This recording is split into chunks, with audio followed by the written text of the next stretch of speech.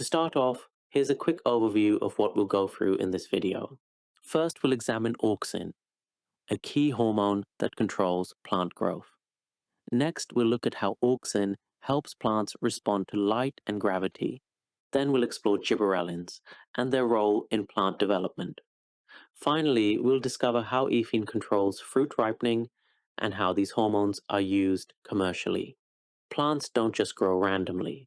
Their development is carefully controlled to ensure they grow in the right direction and respond appropriately to environmental conditions. Plant hormones are chemical substances produced in small amounts that influence plant growth and development. They're transported around the plant to coordinate responses to the environment. Auxin is one of the most important plant hormones. It controls growth near the tips of shoots and roots, helping to determine the plant's overall shape. Auxin responds to environmental cues like light and gravity. When a plant detects these stimuli, it adjusts auxin distribution, which changes how different parts of the plant grow. Auxin is produced in the tips of plants and moves backwards to stimulate cell elongation. This process occurs in the cells just behind the tip. If the tip of a shoot is removed, no auxin is available, and the plant may stop growing. This is why pruning can control a plant's size and shape. One interesting feature of auxin is that it affects different plant parts in different ways. Extra auxin promotes growth in the shoot, but inhibits growth in the root.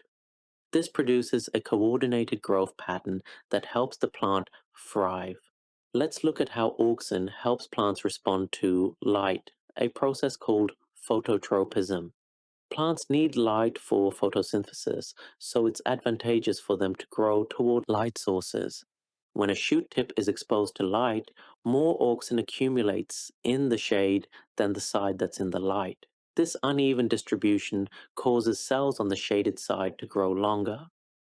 As a result, the shoot bends toward the light. This bending allows plants to maximize their exposure to sunlight, which is essential for photosynthesis. Plants also respond to gravity, a process called gravitropism. This helps roots grow downward into the soil and shoots grow upward. When a shoot is growing sideways, gravity produces an unequal distribution of auxin in the tip, with more auxin on the lower side. This causes the lower side to grow faster, bending the shoot upwards. In roots, the opposite happens.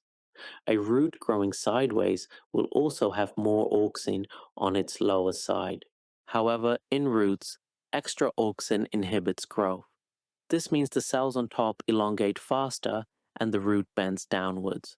These responses ensure that shoots grow up toward light, while roots grow down into the soil where they can absorb water and minerals. Scientists have found many practical applications for plant hormones. They can be extracted from plants, or artificial copies can be made. These hormones are then used in agriculture and horticulture. Auxins have several commercial uses. One important application is in weed control. Most weeds in fields or lawns are broad-leaved plants, unlike crops and grasses which have narrow leaves. Selective weed killers have been developed using auxins, which only affect the broad-leaved plants. They disrupt the normal growth patterns of these weeds, causing them to die while leaving grasses and crops unharmed. Auxins are also used as rooting powders.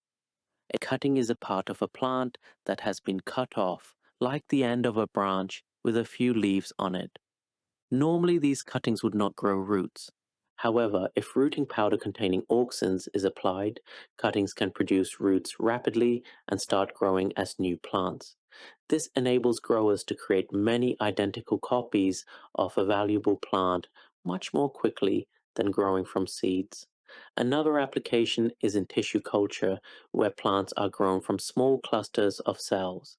Hormones, including auxins, are added to the growth medium along with nutrients to stimulate the cells to divide and form both roots and shoots. Gibberellin is another important plant growth hormone.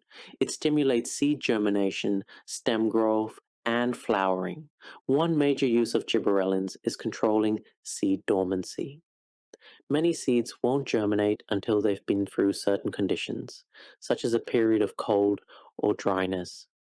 This is called dormancy and helps ensure seeds germinate at the right time of year. Seeds can be treated with gibberellins to break dormancy and make them germinate at times of year when they wouldn't normally grow. This gives farmers more control over when crops develop. Gibberellins also help with flowering. Some plants require specific conditions to flower, such as longer days or low temperatures.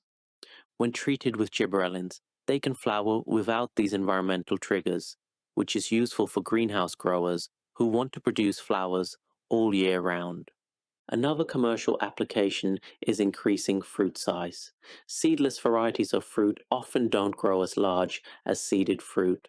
By applying gibberellins to these fruits, they grow larger to match the size of normal types, making them more appealing to consumers. Ethene is a gas produced by aging parts of plants. It plays a crucial role in fruit ripening by controlling cell division and stimulating enzymes that cause fruit to ripen.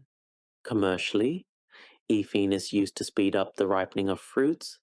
Fruits are often harvested while they're still green, so they don't get damaged during transport.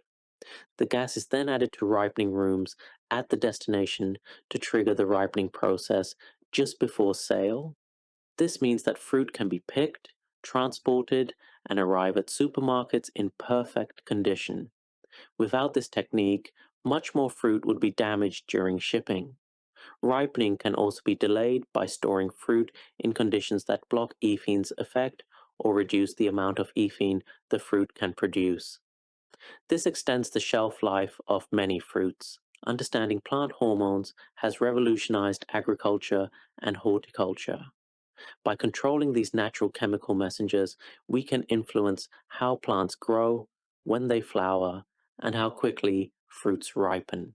This knowledge has helped increase crop yields, reduce waste, and develop new methods of plant propagation. As research continues, we'll likely discover even more ways to work with plant hormones to improve food production and create more resilient crops. Our next episode will go into the topic of sexual and asexual reproduction.